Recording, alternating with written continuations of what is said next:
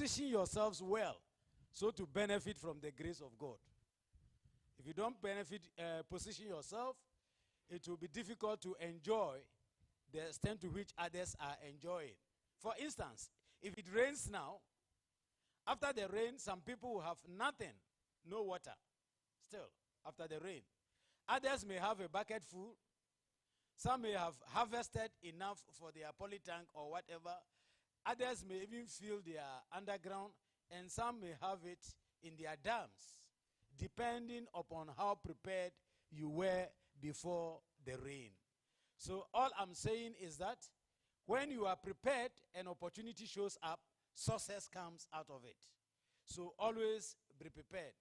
Remember, as for opportunity, it does not come always. But if you are prepared and you meet with opportunity, success comes your way. I will share again with you a life story. Prof, I don't know where you were at the time, but in 1991, I was a chartered accountant. So you see, I'm a bit grown down. Yes. And when we finished our graduation like this, I was approached by the then controller and accountant general, one Mr. Isaac Awuntoma. And he gave me his card and said, if you want to work with the controller and accountant general's department, see me on Monday.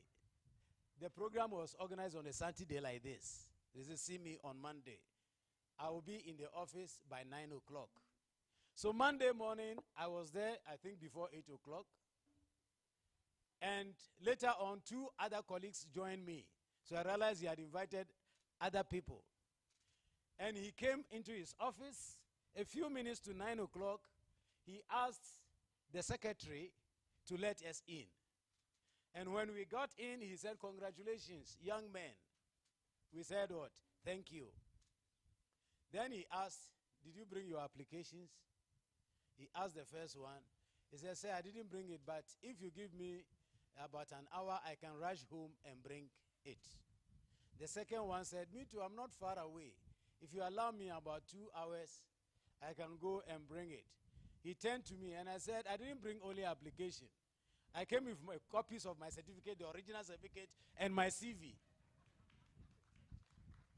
And they were all with me. And I showed it to him. So he took the application and minuted it to his deputy and said I should go for interview. And told the others, you are not ready for employment. So come next time. That's the point I'm raising. That if you are not prepared, opportunity will come your way, but it will pass you by. So my kids, be prepared. When they say come, just don't go empty-handed. Ask yourself, what is required of me before you get there? And when you want to get there early. The sad thing of today is that we don't manage time at all. If you tell your kid 8 o'clock you go and he's still stretching on the bed. I don't know what is becoming of the new generation. Said that they don't seem to respect time. I hope those who came through this school have been given enough tuition and training to respect time. But my admonition to you is, all of you, without exception, you are going to find yourselves in leadership positions, maybe political leadership, maybe in the church, like the Reverend Fathers and the Bishop. No matter where you find yourself, at least in your house, you will be a leader there. If you find yourselves in a leadership position, be a father. When I say father, I'm not referring to a father as in wearing cassock, or a father that is a man who gave birth to a child. But it is an acronym, which I am going to explain. Be a father. I hope you know father starts with F. Is that not it? Good. So the F stands for fairness. Be a somebody who is fair. Treat people, give opportunity to people, give praise to people, give thanks to people, gift, etc., based upon merit. Not just because he is from your hometown or he attends the same church with you, but it must be merit-based. So fairness is very key of any leader. So be fair in everything you do. The A stands for accountability. You must account for or explain with evidence what you use resources at your end or given to you, what you use them for. And when things go bad, hold yourself and your followers responsible. Be accountable. And let's stop giving excuses. I hope you know Ghana, we are very good at excuses. If something goes wrong, the first thing the person is going to say is, it's not my fault. We always blame others. So be accountable. Accountability is the next one. The T stands for transformation. Be a transformational leader. Transform, meaning you must be able to pick people from a lower level to a higher level. A leader who has vision, who is able to see the future and changing the life of the people is trusted. So people will follow you. That is wherever you lead, they will follow. But if you can't trust, nobody is going to follow you. So be a transformational leader. And the H stands for honesty. As a leader, you must be honest. When things are good, you say it's good. You can't call white black. Today we have leadership where they can look you in the face and tell you all is well with you. Meanwhile, they can see you are very hungry. You don't even have what to live with. And we say, can't you see the economy is progressing? And we have our children along the street selling dog chain, some sleeping in the open space. But we say things are okay. If things are going bad, be honest to say, I'm sorry, things are going bad. In that case, when you speak the truth, you can be trusted. Some have lied continuously. Said that when even they speak the truth, everybody doubts it. Because we know that falsehood is their hallmark. So they speak the truth and we still want to go and verify whether it is the truth. So that is honesty. Then the E, equality. Ensure that there is equality in what you do. Since equality is very different, very difficult, we can replace equality with equity. Make sure you are equitable. You know, when we go to the dining table, at times the father has a bigger bowl of the kenke or the fufu. But at least the child must also have his or her fair share. Is that not it? The sizes may not be the same, but at the end of the day, it should satisfy all of us. But if the father don't eat and nothing is left, I don't think that is equitable.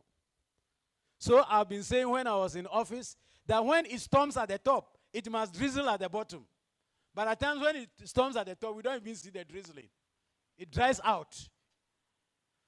So you all hear, Parliament has approved billions to education.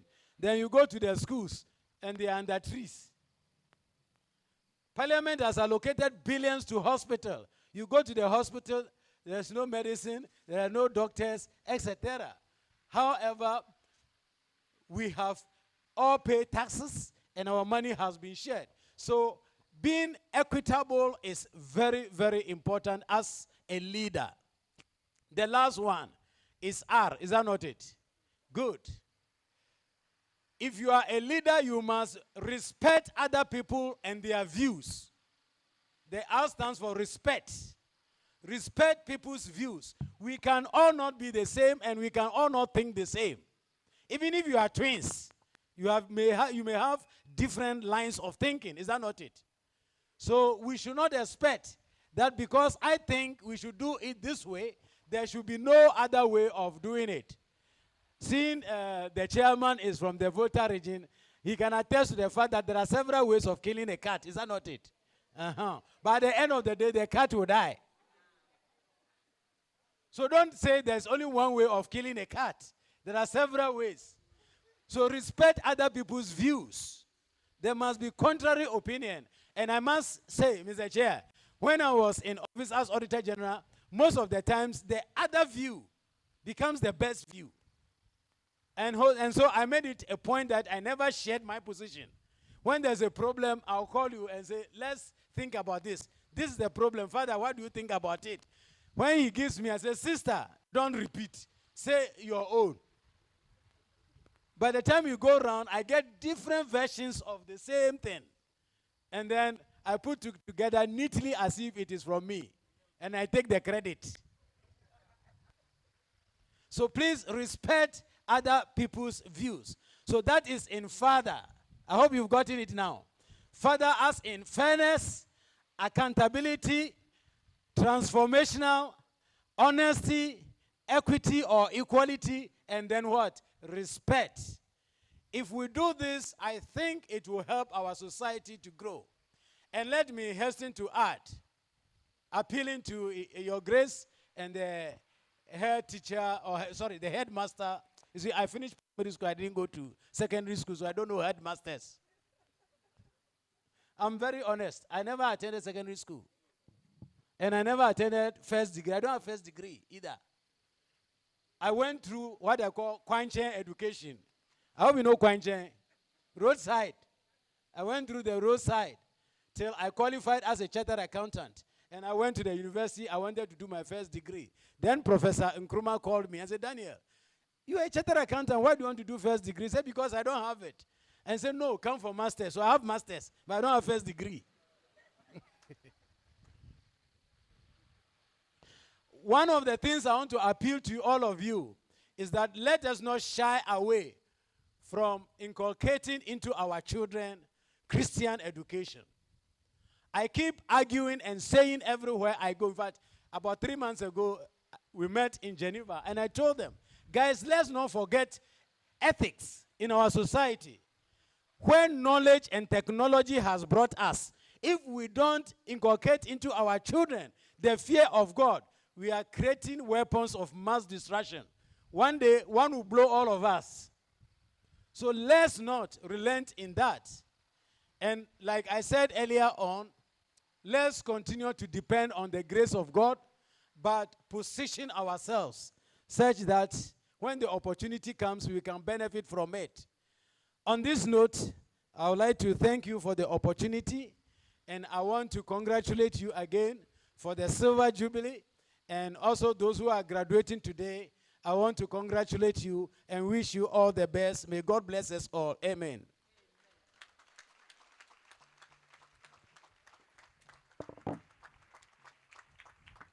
Oh, I think we can do it better. Oh. The clapping should resonate.